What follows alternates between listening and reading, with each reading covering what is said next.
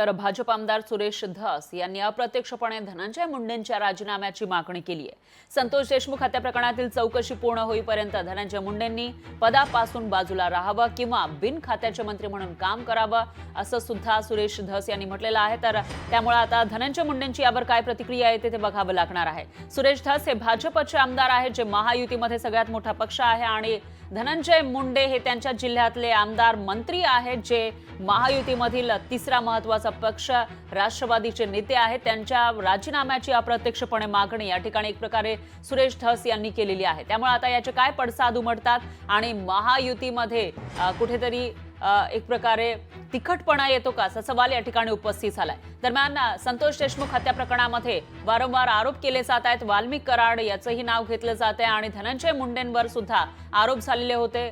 वाल्मिक कराड यांचं कनेक्शन धनंजय मुंडे यांच्याशी जोडलं गेलं होतं। याच पार्श्वभूमीवर आता सुरेश धस यांनी अप्रत्यक्षपणे धनंजय मुंडेंच्या राजीनाम्याची मागणी केलेली आहे किंवा याचा तपास होईपर्यंत त्यांनी मंत्री बिन खात्याचे मंत्री म्हणून कार्यरत राहावं असं म्हटलंय।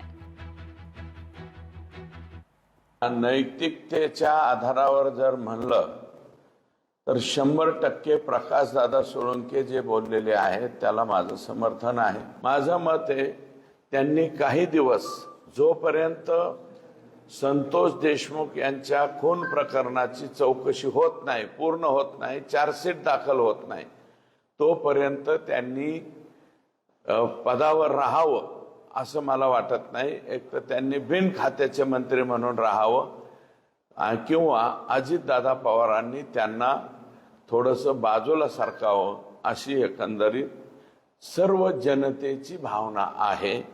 2 कोटी रुपये हे 2 महिन्यापूर्वीच 50 लाख रुपये दिले गेलेत ना, 1.5 कोटी रुपये राहिलेत। 1.5 कोटी राहिलेत तर हे माणसं कोणी पाठवले? हे डायरेक्ट आकांनीच माणसं पाठवलेत ना, आकांनीच सांगितलेलं आहे। आकांच्याच आदेशावरती हे लोक शुक्रवारी गेलेले आहेत तिथं, आणि शुक्रवार ते सोमवार आकाशन यांचं बोलणं झालंच असेल ना। आणि आता काय CDR काढून कोण कोणाला काय बोलले हे सगळं बाहेर येतं। त्याच्यामुळं मला नाही वाटत आका याच्यातून बाहेर राहतील। लोकशाही मराठी ऐका, पहा, जागरूक रहा।